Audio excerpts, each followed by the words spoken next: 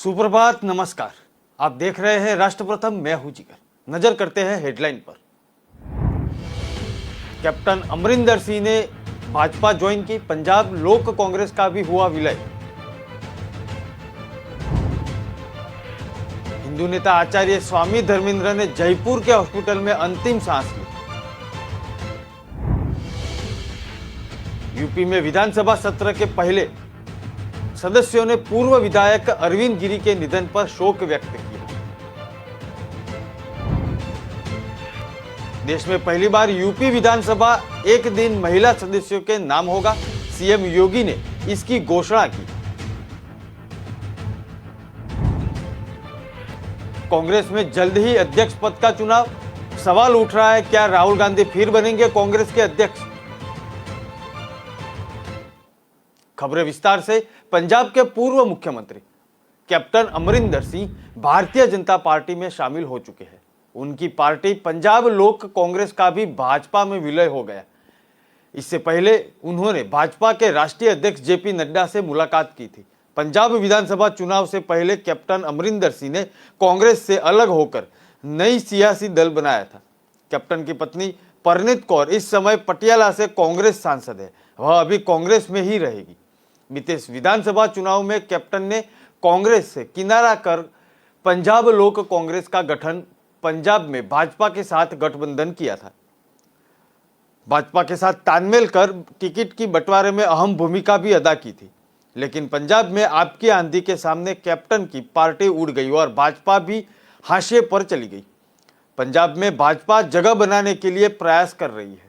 भाजपा लंबे समय से पंजाब में एक मजबूत सिख चेहरे की तलाश कर रही है, जो हिंदू निर्वाचन क्षेत्र को भी स्वीकार्य हो। अमरिंदर सिंह के प्रधानमंत्री नरेंद्र मोदी के साथ अच्छे व्यक्तिगत संबंध है। जब वह पंजाब के सीएम थे तो उन्होंने ऑन रिकॉर्ड कहा था कि पीएम संपर्क करने पर हमेशा सहयोग करते हैं।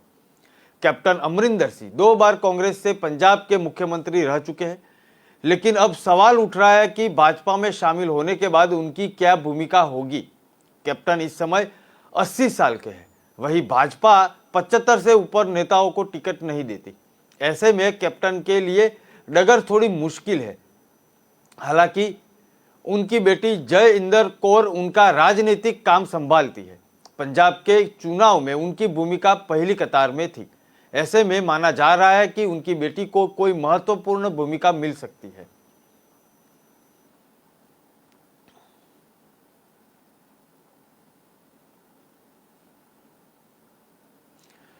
विधानसभा की कार्यवाही शुरू होते ही सदन की कार्यवाही को स्थगित करना पड़ा। हंगामे के बीच सदन में स्पीकर सीपी जोशी ने राज्यपाल को लौटाए गए 2 बिलों का ब्यौरा दिया। इसके बाद 4 बिल सदन में रखे गए।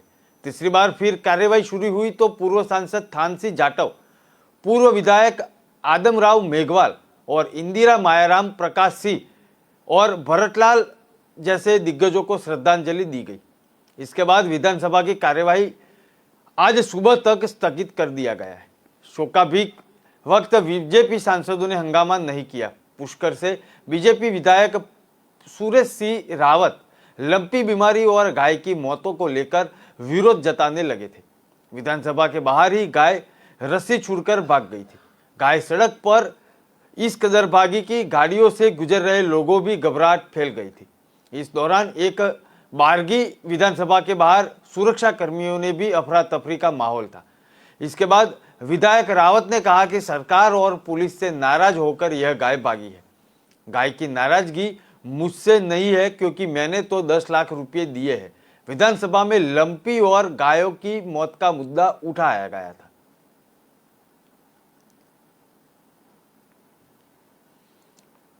बसपा सुप्रीमो मायावती ने कहा कि विपक्ष के प्रति भाजपा का रवैया द्वेष व अहंकारपूर्ण है। उन्होंने कहा कि सरकार जनहित के प्रति चिंतित नहीं है। यह कारण है कि महंगाई, गरीबी और बेरोजगारी से जूझती जनता के लिए सुधार कार्य नजर नहीं आ रहा है।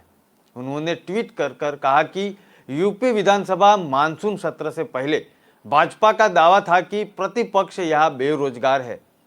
यह उनकी अहंकारी सोच व गैर जिम्मेदाराना रवैये को उजागर करता है। सरकार की सोच जनहित व कल्याण के प्रति ईमानदारी एवं वफादारी साबित करने की होती है, न कि प्रतिपक्ष के विरुद्ध द्वेषपूर्ण रवैये की। उन्होंने कहा कि यूपी सरकार अलग प्रदेश के समुचित विकास व जनहित के प्रति चिंतित व गंभीर होती तो उनका यह विरोध बयान नहीं आता, बल्कि वे बताते कि जबरदस्त महंगाई, गरीबी, बेरोजगारी और सड़क, बदतर शिक्षण, स्वास्थ्य व कानून में नजर आने वाला सुधार किया जाता व पलायन भी रोकते।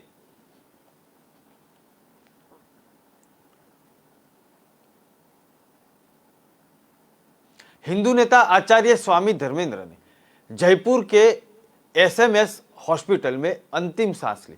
उनका आईसीयू में इलाज चल रहा था। पिछले करीब 1 महीने पहले हॉस्पिटल में भर्ती करवाया गया था। वो आंत की बीमारी से ग्रसित थे। आचार्य धर्मेंद्र के निधन पर देश भर के हिंदू संगठन से जुड़े लोगों ने दुख जताया। आचार्य जी ने श्री राम मंदिर आंदोलन में सक्रिय रहकर अपना अहम योगदान दिया था। वे विश्व हिंदू परिषद के लंबे समय तक जुड़े हुए थे। इस दौरान वे काफी चर्चा में रहे थे। कुछ दिन पहले ही प्रधानमंत्री नरेंद्र मोदी ने उनके स्वास्थ्य के बारे में जानकारी ली थी। पिछले सप्ताह भाजपा प्रदेश अध्यक्ष सतीश पूनिया भी उनसे मिलने हॉस्पिटल पहुंचे थे। महात्मा रामचंद्र वीर महाराज के पुत्र आचार्य धर्मेंद्र का जन्म 9 जनवरी 1942 में गुजरात के मालवाड़ा में हुआ था। उन पर पिता महात्मा रामचंद्र वीर महाराज के आदर्श और व्यक्तित्व का प्रभाव था। आचार्य ने मात्र 13 साल की उम्र में ही वज्रांग नाम से एक समाचार पत्र निकाला था। वे विश्व हिंदू परिषद के केंद्रीय मार्गदर्शक मंडल में रहे। उन्होंने महात्मा गांधी पर विवादित टिप्पणी भी की थी, जिसके बाद सुर्खियों में आते रहे थे। बता दें कि बाबरी ध्वंस मामले में लाल कृष्ण आडवाणी, मुरली मनोहर जोशी, कल्याण सिंह, उमा भारती सहित आचार्य धर्मेंद्र को भी आरोपी माना गया था। आचार्य स्वामी धर्मेंद्र के 2 बेटे सोमेंद्र शर्मा और प्रणवेंद्र शर्मा भी है। सोमेंद्र की पत्नी और आचार्य की पुत्रवधू अर्चना शर्मा वर्तमान में गहलोत सरकार में समाज कल्याण बोर्ड की अध्यक्ष है। आचार्य राम मंदिर मुद्दे पर खुलकर अपनी बात रखते थे। बाबरी विध्वंस मामले में उन्होंने बड़ा बयान दिया था। उन्होंने कहा था कि मैं आरोपी नंबर 1 हूं, सजा से क्या डरना, जो किया वो सबके सामने किया था।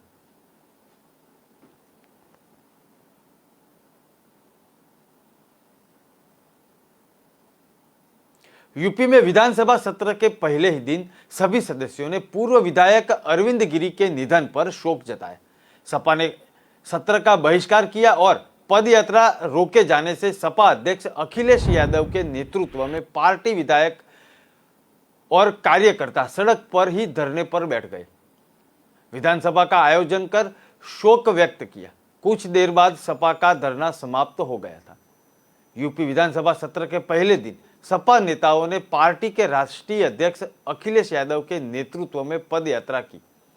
सपा नेता व कार्यकर्ता विधान भवन की तरफ बढ़ रहे थे। उन्हें रास्ते में ही रोक लिया गया, जिस पर नाराज होकर अखिलेश यादव ने अपने विधायकों व कार्यकर्ताओं के साथ सड़क पर ही धरने पर बैठ गए।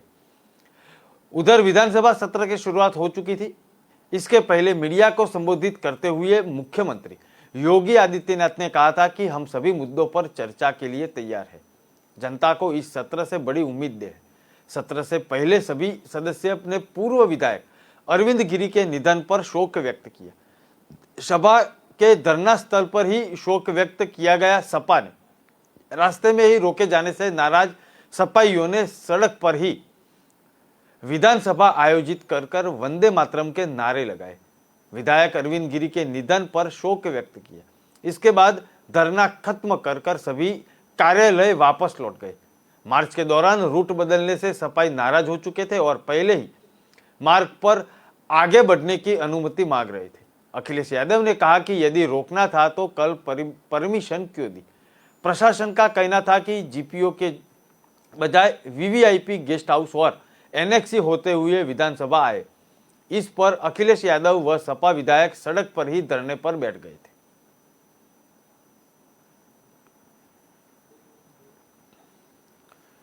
खबरें और भी है, ब्रेक के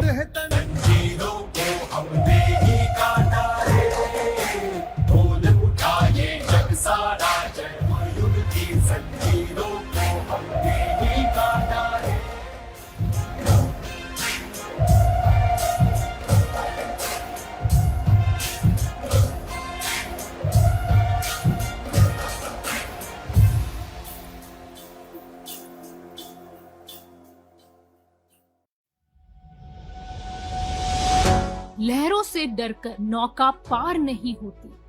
कोशिश करने वालों की कभी हार नहीं होती। नन्ही चींटी जब दाना लेकर चलती है, चढ़ती दीवारों पर 100 बार फिसलती है। मन का विश्वास रगों में साहस भरता है। चढ़कर गिरना, गिरकर चढ़ना न अखरता है। आखिर उसकी मेहनत बेकार नहीं होती। कोशिश करने वालों की कभी हार नहीं होती। डुबकी या सिंधु में गोताखोर लगाता, जा जाकर खाली हाथ लौट कर आता। मिलते नहीं सहज ही मोती गहरे पानी में, बढ़ता 2 गुना उत्साह इसी हैरानी में।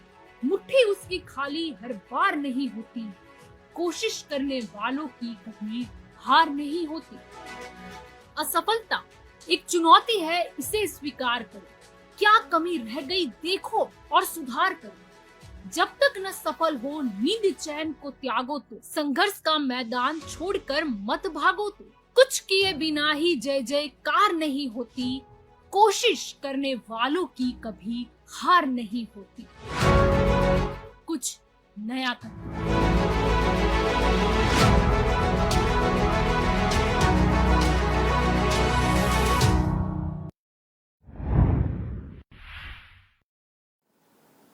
देश में पहली बार यूपी विधानसभा का एक दिन का महिला सदस्यों के नाम रहेगा। सितंबर में शुरू हो रहे विधानसभा के मानसून सत्र से पहले सीएम योगी आदित्यनाथ ने इसकी घोषणा की थी। भाजपा और सहयोगी दलों के विधानसभा एवं विधान परिषद सदस्यों को संबोधित करते हुए सीएम योगी ने कहा कि इस बार मानसून सत्र में हमने 22 सितंबर का दिन दोनों सदनों की महिला सदस्यों के लिए आरक्षित रखा है। देश किसी विधानसभा में ऐसी पहली बार हो रहा है। उस दिन विधानसभा की और विधान परिषद की 6 महिला सदस्य और विधानसभा की महिला सदस्यों अपना विषय रखेगी। सीएम योगी ने महिला सदस्यों से अनुरोध करते हुए कहा कि वह राज्य सरकार की ओर से प्रदेश की महिलाओं के सुरक्षा, सम्मान और स्वावलंबन के लिए चलाए जा रहे मिशन शक्ति कार्यक्रम के विषय में जरूर बोले। सीएम योगी ने संसदीय कार्य मंत्री सुरेश खन्ना से अनुरोध करते हुए कहा कि इस दिन को विशेष बनाने के लिए महिला सदस्य को दोनों सदनों में पीठाधीन अधिकार बनाए। सीएम योगी ने कहा कि एक जनप्रतिनिधि को एक जन नेता बनने के लिए कुछ मौलिक बातों का ध्यान रखना चाहिए। जब विधानमंडल की कार्यवाही चल रही हो उस दौरान हम पूरी तन्मयता के साथ उसमें हिस्सा ले रहे हैं। साथ ही में अपने आचरण और समय पर विशेष ध्यान रखें। उन्होंने कहा कि जो सदस्य सदन की कार्यवाही में शामिल नहीं हो पा रहे वो अपने सचेतक को इसकी जानकारी दे, जिसके समय पर कार्यवाही प्रारंभ हो सके।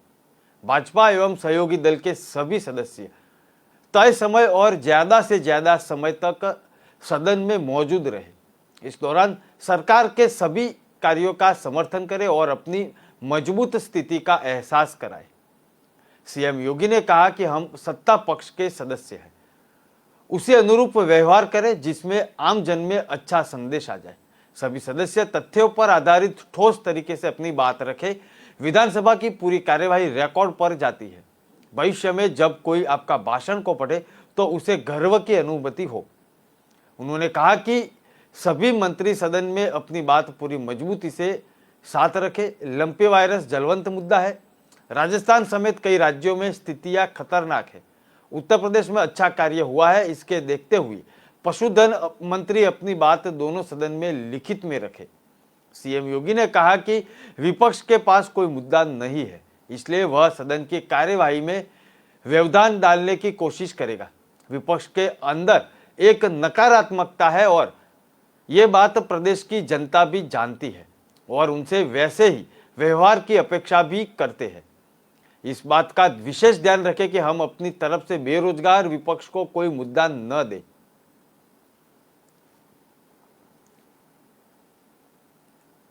सोनाली फोगाट की हत्याकांड की जांच सीबीआई ने शुरू कर दी है।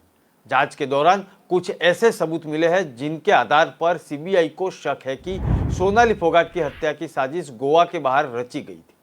इसलिए सीबीआई गोवा के अलावा दिल्ली, हरियाणा तक जांच का दायरा बढ़ा सकती है। सीबीआई का मानना है कि सोनाली हत्याकांड भले ही गोवा में अंजाम दिया गया, लेकिन षड्यंत्र कहीं और रचे जाने की आशंका है। सोनाली फोगाट हत्याकांड के दोनों आरोपियों को सुधीर सागवान और सुखविंदर को पूछताछ के लिए सीबीआई दिल्ली जा सकती है। न्यायिक हिरासत पूरे होने के बाद सीबीआई कोर्ट में दोनों आरोपियों को पूछताछ के लिए दिल्ली से ले जाने की अनुमति मांगेगी।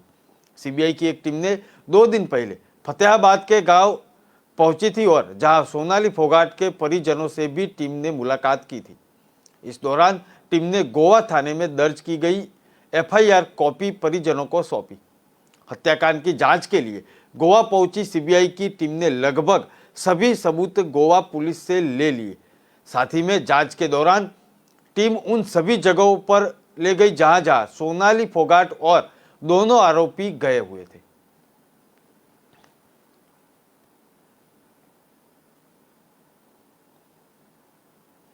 ब्रिटेन के लिसेस्टर शहर में हिंदू और मुस्लिम समुदाय के लोगों में झड़पों के बाद तनाव है। इनकी शुरुआत 28 अगस्त को दुबई में भारत के खिलाफ खेले गए एशिया कप मैच में पाकिस्तान की हार के बाद हुई है।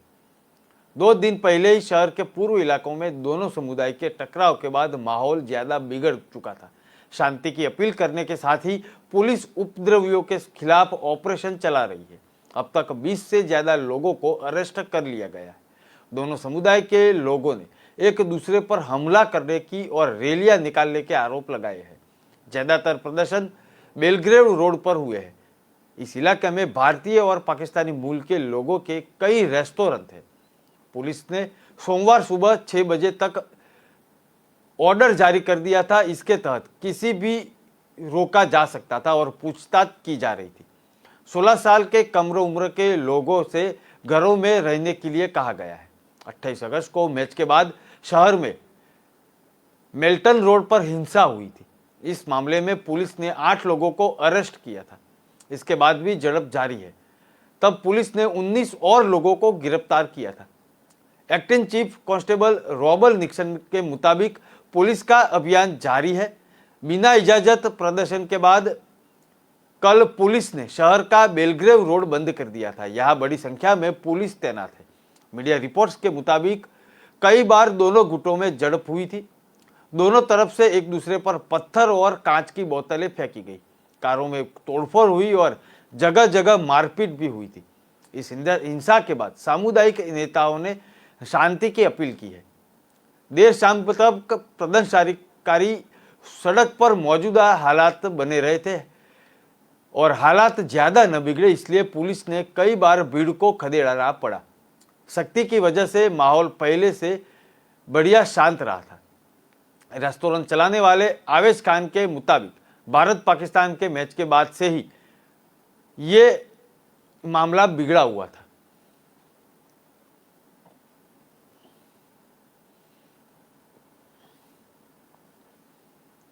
कांग्रेस की राष्ट्रीय प्रवक्ता अलका लांबा ने कहा कि उपचुनाव में डबल इंजन की सरकार फेल हो चुकी है। इस चुनाव में कांग्रेस का तंबू लगेगा और भाजपा का तंबू उखड़ जाएगा। कहा कि केंद्रीय मंत्री स्मृति ईरानी सिंड्रेला कहा तो जयराम को बुरा लग गया। आयोजित प्रेस वार्ता में लांबा ने आरोप लगाया कि उज्ज्वला योजना फेल हो चुकी है। 9000 से ज्यादा सिलेंडर वापस दिए गए हैं। कहा कि भाजपा सरकार जुमलों की सरकार है। मुख्यमंत्री दिल्ली के नेताओं के हाथ की कठपुतली है और जिस मुख्यमंत्री के प्रशासन में पकड़ नहीं है वो हिमाचल की जनता को क्या पकड़ रखेंगे। अग्निपथ योजना युवाओं से धोखा है। नई भर्ती करेंगे और प्रधानमंत्री के जन्मदिन में 8 चिता तो आए लेकिन नौकरियां कहां आई है।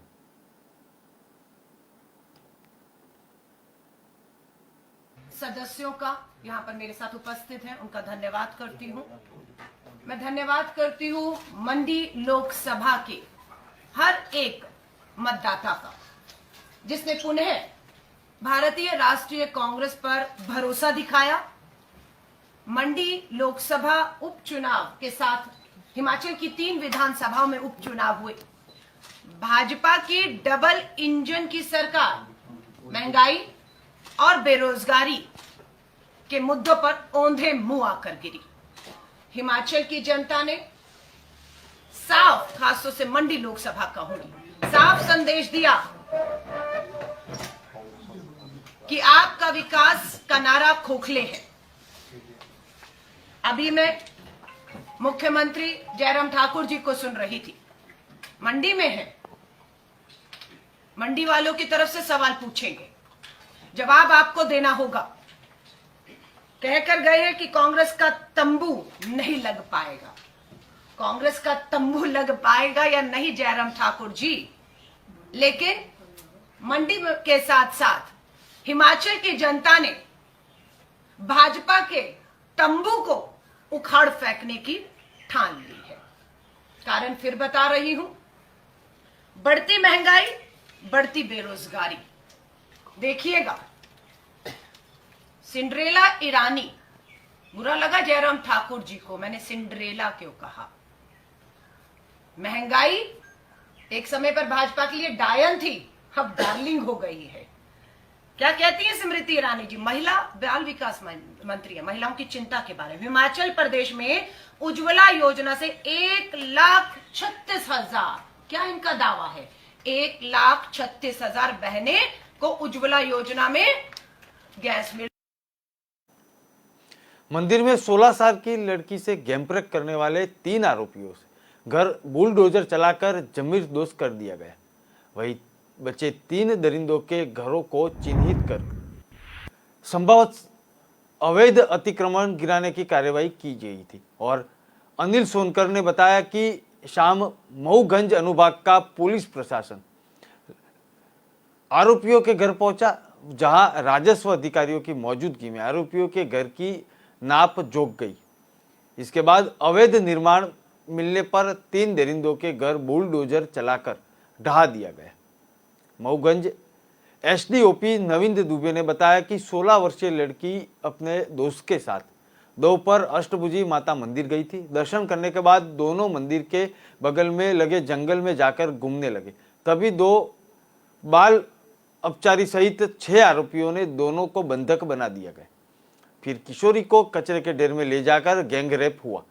साथ में ही मारपीट करते हुए मोबाइल व अलग संसाधन छीन लिए गए।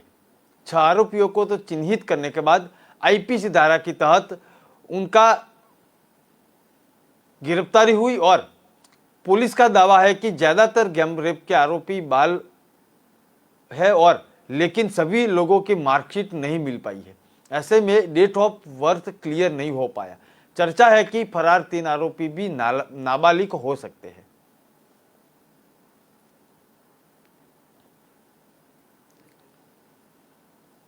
खबरें और भी है, ब्रेक के बाद। लहरों से डरकर नौका पार नहीं होती, कोशिश करने वालों की कभी हार नहीं होती। नन्ही चींटी जब दाना लेकर चलती है, चढ़ती दीवारों पर 100 बार फिसलती है। मन का विश्वास रगों में साहस भरता है। चढ़कर गिरना, गिरकर चढ़ना न अखरता है। आखिर उसकी मेहनत बेकार नहीं होती, कोशिश करने वालों की कभी हार नहीं होती। डुबकी या सिंधु में गोताखोर लगाता, जा जाकर खाली हाथ लौट कर आता। मिलते नहीं सहज ही मोती गहरे पानी में, बढ़ता 2 गुना उत्साह इसी हैरानी में।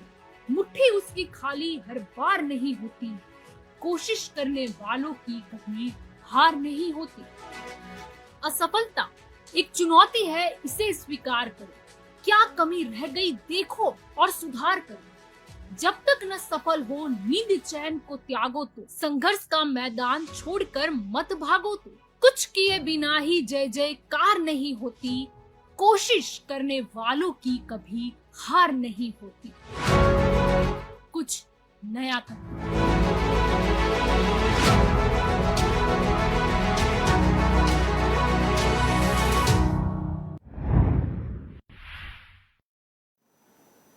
सुप्रीम कोर्ट ने कश्मीरी पंडितों के नरसंहार की एसआईटी की जांच कराने की मांग वाली याचिका पर सुनवाई से इनकार कर दिया।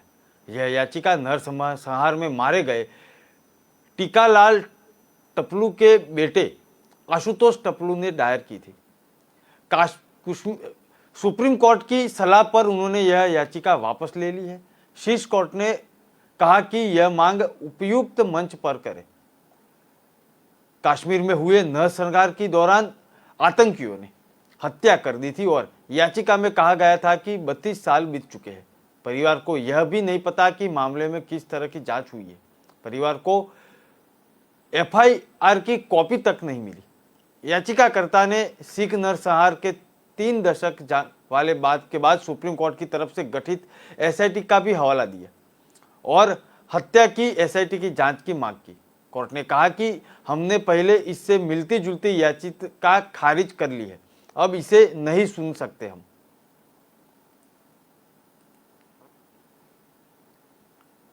केरल में राज्यपाल आरिफ मोहम्मद खान और राज्य सरकार के बीच तनातनी बढ़ जा रही है। खान ने अब आरोप लगाया कि उन पर कुन्नर में पुलिस कर्मियों की मौजूदगी में हमला हुआ। उधर केरल सरकार ने कहा कि राज्यपाल सिर्फ कुछ समय के लिए विधेयकों को रोक सकते हैं, अनिश्चित काल के लिए नहीं। राज्यपाल ने कहा कि कुन्नूर में मुझ पर हमले के वीडियो पर आप एक वरिष्ठ नेता को देख सकते हैं जो अब मुख्यमंत्री कार्यकाल में है। यही नेता पुलिस को कार्यवाही करने से रोक रहे थे। राज्यपाल ने आज राजभवन के सभागार में अप्रत्याशित रूप से प्रेस कॉन्फ्रेंस की और 2019 में कुन्नूर विश्वविद्यालय के एक कार्यक्रम में कथित तौर पर हुए मारपीट के वीडियो को साझा किया। 2 बड़ी स्क्रीन पर उन्होंने घटना के वीडियो साझा करते हुए कहा कि इसमें एक वरिष्ठ अधिकारी को पुलिस को कर्तव्य के निर्वहन से रोकते हुए देखा जा सकता है, जहां लोगों काली शर्ट पहने पर गिरफ्तार कर लिया गया था और ऐसी घटनाएं होती है। हालांकि पुलिस कर्मियों ने स्थिति को नियंत्रित करने की कोशिश की और लोगों को मुझ तक पहुंचने से रोका था। खान ने आरोप लगाया था कि कुन्नूर विश्वविद्यालय के कुलपति का इस्तेमाल यह सुनिश्चित करने के लिए किया गया था कि मैं मंच पर मौजूद रहूं तभी हमला किया जाए।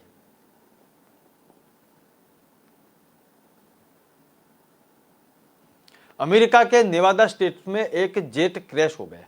इस हादसे में पायलट की मौत हो चुकी है। हादसा नेशनल चैंपियनशिप एयर रेस के दौरान बना हुआ था। इस घटना का वीडियो सोशल मीडिया में वायरल हो रहा है। वीडियो में देखा जा रहा है कि रेस के दौरान कई जेट्स ने उड़ान भरी। इनमें से एक जेट्स अचानक ही गिरता हुआ दिखाई दिया। जेट्स जैसे ही जमीन से टकराया उसमें आग लग गई। घटनास्थल पर धुएं की गुब्बारें उठी और जेट का मलबा दिख रहा था। रेनो एयर रेसिंग एसोसिएशन के चेयरमैन और फ्रेंड टेलिंग ने कहा कि इस एयर रेसिंग इवेंट में जेट्स ने हिस्सा लिया था, पायलट्स मौजूद थे और तीसरे लैप के दौरान भयानक हादसा हुआ था।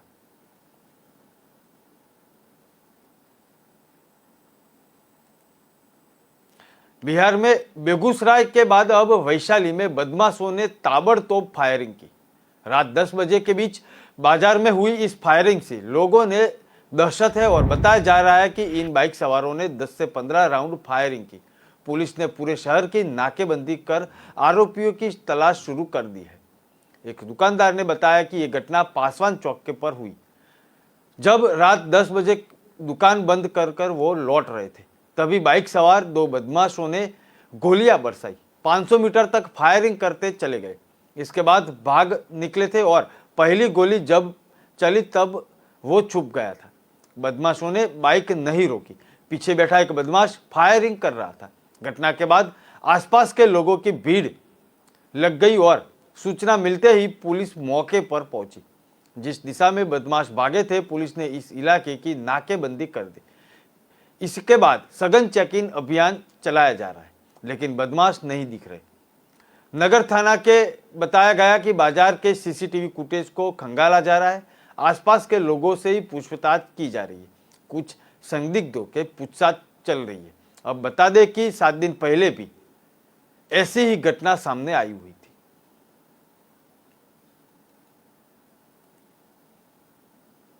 राहुल गांधी फिर कांग्रेस के अध्यक्ष बनेंगे, ये सवाल अब आया है क्योंकि कांग्रेस के अध्यक्ष पद के लिए पार्टी के कई नेताओं के नाम चर्चा में है। इस बीच राहुल गांधी को पार्टी की फिर से कमान देने की बात तेजी से उठ रही है। राजस्थान, छत्तीसगढ़, गुजरात कांग्रेस ने प्रस्ताव पारित कर राहुल गांधी को फिर से पार्टी अध्यक्ष बनाने की मांग की है। राजस्थान के मुख्यमंत्री अशोक गहलोत ने बैठक में एक प्रस्ताव रखा था। प्रस्ताव में कहा गया था कि कांग्रेस अध्यक्ष को प्रदेश कांग्रेस समिति के अध्यक्ष और ऑल इंडिया कांग्रेस कमेटी के प्रतिनिधियों का एक चयन करना चाहिए। राज्य के वित्त मंत्री प्रताप सिंह ने कहा कि राजस्थान की कांग्रेस समितियों ने कांग्रेस नेता राहुल गांधी को पार्टी अध्यक्ष बनाने का प्रस्ताव पारित किया है। इस दौरान उन्होंने कहा कि प्रदेश अध्यक्षों की नियुक्ति समेत राष्ट्रीय अध्यक्ष जो भी फैसला करेंगे उसका पालन होगा। साथ ही में राहुल गांधी को पार्टी अध्यक्ष बनाने के लिए सीएम अशोक गहलोत द्वारा पेश किया गया एक और भी प्रस्ताव पारित किया गया है। राजस्थान के बाद छत्तीसगढ़ में भी राहुल गांधी को कांग्रेस का राष्ट्रीय अध्यक्ष बनने के लिए सर्वसम्मति से प्रस्ताव पारित किया गया है। प्रस्ताव में कहा गया है कि राहुल गांधी को दोबारा कांग्रेस का अध्यक्ष बनाया जाए। इस बैठक में सीएम भूपेश बघेल सहित अन्य नेता शामिल हुए थे। कांग्रेस प्रतिनिधियों की बैठक में 2 प्रस्ताव सर्वसम्मति से पारित किए गए हैं। प्रतिनिधियों की बैठक आयोजित की गई थी, जिसकी अध्यक्षता प्रदेश निर्वाचन अधिकारी हुसैन दलवाई जी के अध्यक्षता में हुई। विशेष रूप से प्रभारी हमारे पीएल पुनिया जी, चंदन यादव जी, मोहन मरकाम जी, डॉक्टर चरणदास महंत जी, मंत्रिमंडल के सदस्यगण और सभी हमारे निर्वाचित पीसीसी डेलीगेट उपस्थित थे। महत्वपूर्ण प्रस्ताव पारित हुए।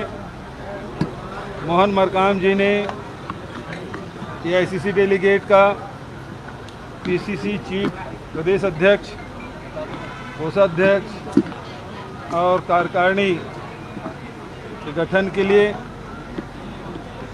अखिल भारतीय कांग्रेस कमेटी अध्यक्ष को अधिकृत किया है और समर्थन मैंने, पीएस सिंहदेव जी ने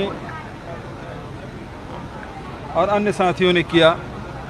दूसरा प्रस्ताव अखिल भारतीय कांग्रेस कमेटी के अध्यक्ष के रूप में पुनः राहुल जी आरूढ़ हों, इसके लिए मैंने प्रस्ताव किया कि कांग्रेस के अखिल भारतीय कांग्रेस कमेटी के अध्यक्ष राहुल गांधी जी को बनाया जाए।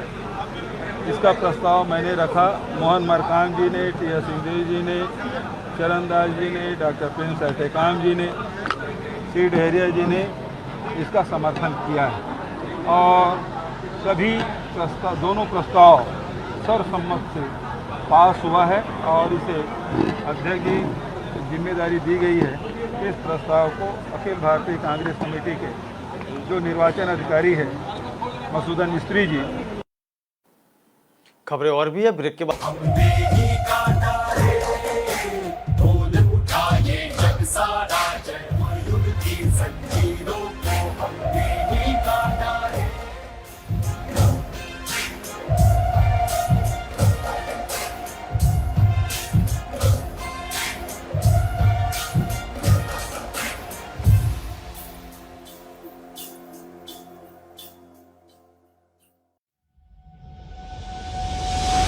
लहरों से डरकर नौका पार नहीं होती, कोशिश करने वालों की कभी हार नहीं होती। नन्ही चींटी जब दाना लेकर चलती है, चढ़ती दीवारों पर 100 बार फिसलती है। मन का विश्वास रगों में साहस भरता है। चढ़कर गिरना, गिरकर चढ़ना न अखरता है। आखिर उसकी मेहनत बेकार नहीं होती, कोशिश करने वालों की कभी हार नहीं होती। डुबकी या सिंधु में गोताखोर लगाता, जा जाकर खाली हाथ लौट कर आता। मिलते नहीं सहज ही मोती गहरे पानी में, बढ़ता 2 गुना उत्साह इसी हैरानी में। मुट्ठी उसकी खाली हर बार नहीं होती, कोशिश करने वालों की कभी हार नहीं होती। असफलता एक चुनौती है, इसे स्वीकार करो। क्या कमी रह गई देखो और सुधार करो। जब तक न सफल हो नींद चैन को त्यागो तो, संघर्ष का मैदान छोड़कर मत भागो तो। कुछ किए बिना ही जय जयकार नहीं होती, कोशिश करने वालों की कभी हार नहीं होती। कुछ नया कर।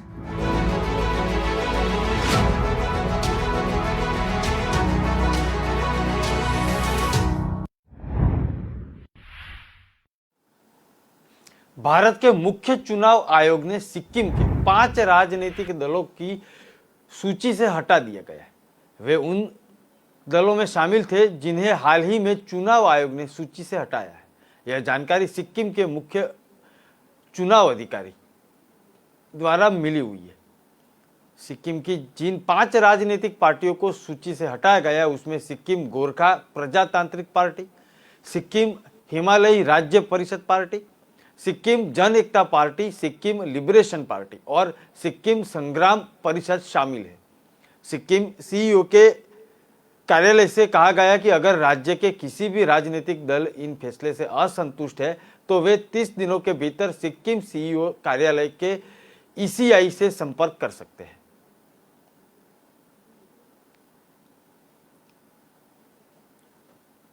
उत्तर प्रदेश विधानमंडल में मॉनसून सत्र से पहले की दिन की कार्यवाही में सिर्फ 25 मिनट चली। विधान भवन में इस दौरान भाजपा के साथ बसपा, कांग्रेस तथा अन्य दल के नेताओं ने शोक प्रस्ताव में भाग लिया। भाजपा के विधायक अरविंद गिरी को शोक संदेशा भी दिया गया। सदन में समाजवादी पार्टी का कोई भी सदस्य नहीं था। विधानमंडल में मानसून सत्र से पहले सदन सिर्फ 25 मिनट तक चला। इस दौरान सदन नहीं पहुंचे समाजवादी पार्टी के सदस्यों के नेताओं ने सदन पर अखिलेश यादव के साथ सड़क पर ही संघर्ष किया।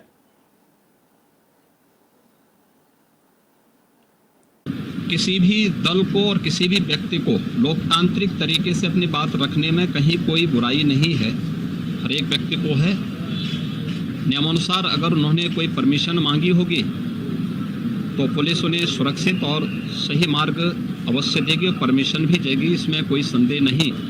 लेकिन ये दायित्व संबंधित और जिम्मेदार नागरिकों या जिम्मेदार संगठन और राजनीतिक दलों का एक नैतिक दायित्व कर्तव्य भी बनता है कि अपने किसी भी आंदोलन के लिए या किसी भी प्रोसेशन के लिए उनको नियमानुसार परमिशन मांगनी चाहिए और बिना पब्लिक व्यवस्था को, लोक व्यवस्था को भंग किए उस कार्यक्रम को निर्विघ्न संपन्न करने की व्यवस्था देने का दायित्व प्रशासन का है। प्रशासन उसके तहत ही अपने कार्रवाई को आगे बढ़ाएगा। उन्होंने अगर परमिशन मांगी होगी तो जरूर जो भी उनके लिए सरल और सुरक्षित मार्ग होगा प्रशासन ने वो उनको उपलब्ध कराया होगा। मुझे लगता है समाजवादी पार्टी से ये उम्मीद करना कि वह किसी नियम को माने, किसी शिष्टाचार को माने, ये एक कपोल कल्पना ही कही जा सकती है। लद्दाख से लेकर कारगिल तक भूकंप का झटका महसूस किया गया था। रिक्टर स्केल पर इसकी तीव्रता 4.3 मापी गई। नेशनल सेंटर फॉर सिस्मोलॉजी के अनुसार भूकंप का केंद्र जमीन से 10 किलोमीटर नीचे था। फिलहाल जानमाल के किसी नुकसान की खबर नहीं है।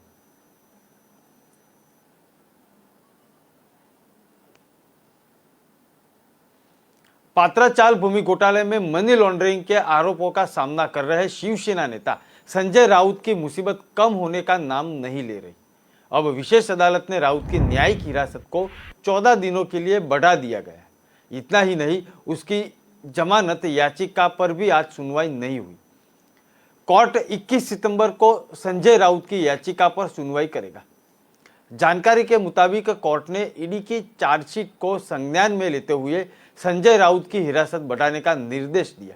वहीं कोर्ट ने निर्देश के बाद ईडी ने संजय राउत को चार्जशीट की एक प्रति भी सौंप दी। महाराष्ट्र के पूर्व सीएम उद्धव ठाकरे के करीबी सहयोगी 60 वर्षीय राउत को 31 जुलाई को गिरफ्तार किया गया था। ईडी ने राउत के घर पर सुबह छापा मारा था और करीब 8 घंटों की पूछताछ के बाद उन्हें हिरासत में लिया गया था। इसके बाद देर रात तक उन्हें गिरफ्तार कर लिया गया था और गुरु कंस्ट्रक्शन कंपनी के निर्देशक रहे प्रवीण राउत संजय राउत के करीबी है और चारा इसी घोटाले के प्रवीण ने करोड़ों रुपए कमाए हैं और वह पैसा अपने रिश्तेदारों और दोस्तों को बांटा था। इसमें 55 लाख रुपए संजय राउत की पत्नी वर्षा राउत के खाते में आए थे। इस रकम से राउत ने दादर में फ्लैट लिया था। ईडी वर्षा राउत से पूछताछ कर चुकी है। वर्षा ने बताया था कि ये पैसे उन्होंने फ्लैट खरीदने के लिए प्रवीण राउत की पत्नी माधुरी से लिए थे। ईडी की पूछताछ के बाद वर्षा ने पैसे माधुरी के खाते में ट्रांसफर कर दिए गए।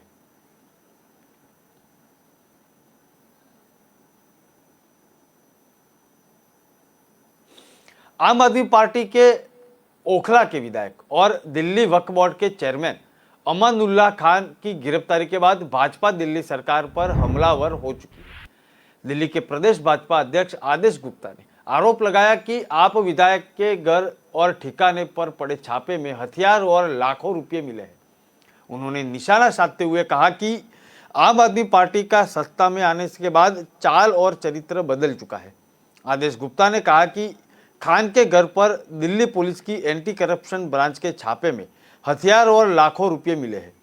एक लाल डायरी भी मिली हुई है जिसमें कई राज छिपे हुए हैं। यही कारण है कि आम आदमी पार्टी के नेता ध्यान भटकाने के लिए गलत बयानबाजी कर रहे हैं।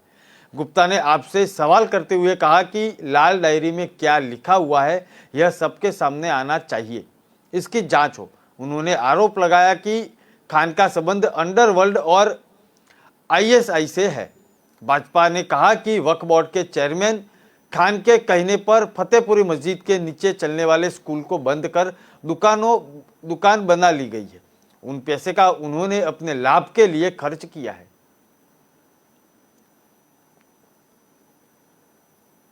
के घर पर छापेमारी होती है तो नकदी भी बरामद हो रही है, वहां असला भी मिल रहा है, वहां कारतूस भी मिल रहे हैं और एक लाल डायरी भी मिली है।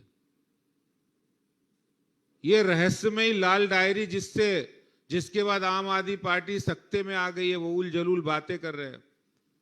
इस लाल डायरी का जो कनेक्शन है कहीं ना कहीं आम आदमी पार्टी के अरविंद केजरीवाल के प्रिय विधायक अमातुल्लाह खां के आतंकवादियों से संबंध हो, अंडरवर्ल्ड से उनके संबंधों, उनकी सांठगांठ की ये कहानी लाल किताब कह रहा है। इस लाल किताब में हवाला ट्रांजैक्शन का भी सारी बातें उसमें छुपी हुई है और इसीलिए आम आदमी पार्टी रोज नित नए बयान उनके सामने आ रहे हैं। अपने आप को कान्हा भी कह रहे हैं कि हम तो कान्हा हैं। ये वही कान्हा है जो दिल्ली के अंदर शराब घोटाला करते हैं, राजस्व की चोरी करते हैं। ये वही कान्हा है जो दिल्ली में डीटीसी बस घोटाला कर रहे हैं। इनके विधायक यहां कारतूस निकल रहे हैं, इनके विधायकों के यहां अवैध हथियार निकल रहे हैं। लेकिन आम आदमी पार्टी के मुखिया अरविंद केजरीवाल वो लगातार बयान बदल रहे हैं, इनके नेता बयान बदल रहे हैं और अभी भी ये सब बातें सामने आने के बाद लगातार मुद्दे को डाइवर्ट कर रहे हैं। ना ही शराब घोटाले पर कुछ बयान दिया उन्होंने, ना ही अमातुल्लाह खां की गिरफ्तारी पर दिया। आज भारतीय जनता पार्टी जिस तरह से दिल्ली की जनता के साथ मिलकर जो आंदोलन चला रही है और दिल्ली की जनता का जो सहयोग और समर्थन भारतीय जनता पार्टी को मिल रहा है, इस अभी तक आपने नेताओं के समर्थन करने के अलग अलग तरीकों को देखा होगा, लेकिन धर्म नगरी अयोध्या में मुख्यमंत्री योगी आदित्यनाथ का एक अनोखा समर्थक सामने आया है। योगी समर्थक के रूप में जाने और पहचाने वाले प्रभाकर मौर्य ने धर्म नगरी अयोध्या में योगी आदित्यनाथ के मंदिर का निर्माण करवाया है। प्रभाकर मौर्य मंदिर में सुबह शाम आरती पूजन भी करते हैं। यही नहीं, प्रभाकर मौर्य ने मुख्यमंत्री योगी के समर्थन के करीब सैकड़ों गाने गाए हैं। यूट्यूब पर प्रभाकर मौर्य के लाखों की तादाद में फॉलोअर है। निर्माण कार्य में जो भी खर्च आया है वह यूट्यूब से अर्जित हुए धन से ही बनाया गया है। प्रभाकर मौर्य ने योगी के मंदिर के भूमि पूजन का कार्यक्रम 5 अगस्त 2020 को किया था। ठीक उसी दिन रामलला के भव्य और दिव्य राम मंदिर के निर्माण के लिए भूमि पूजन का कार्यक्रम प्रधानमंत्री नरेंद्र मोदी ने किया था। अयोध्या राम धाम से लगभग 20 से 25 किलोमीटर दूर परिवहन विभाग की क्षेत्रों में कार्यशाला के पीछे स्थित मौर्य का पूर्णा गांव है। इस मंदिर का निर्माण वहीं पे करवाया गया है। प्रभाकर मौर्य मंदिर में सुबह शाम आरती पूजन भी करते हैं। वहीं मुख्यमंत्री योगी आदित्यनाथ के इस खास मंदिर के निर्माण की चर्चा गांव-गांव फैल रही है। योगी के मंदिर में योगी की धनुर्धारी प्रतिमा को स्थापित किया गया है। यह आदमकद प्रतिमा 5 फुट 4 इंच की बताई जा रही है। यह हाइट मुख्यमंत्री योगी आदित्यनाथ की हाइट से बराबर है। बता दें कि प्रभाकर मौर्य योगी के कट्टर समर्थक है। कई बार योगी आदित्यनाथ के इनको सम्मानित भी किया हुआ है। प्रभाकर मौर्य ने योगी मंदिर के निर्माण की लागत लगभग 5 लाख बताई है। ये पैसे प्रभाकर मौर्य को अपने YouTube चैनल से अर्जित किए गए थे। इस चैनल पर प्रभाकर मौर्य ने मुख्यमंत्री योगी के समर्थन में करीब सैकड़ों गाने गाए हैं।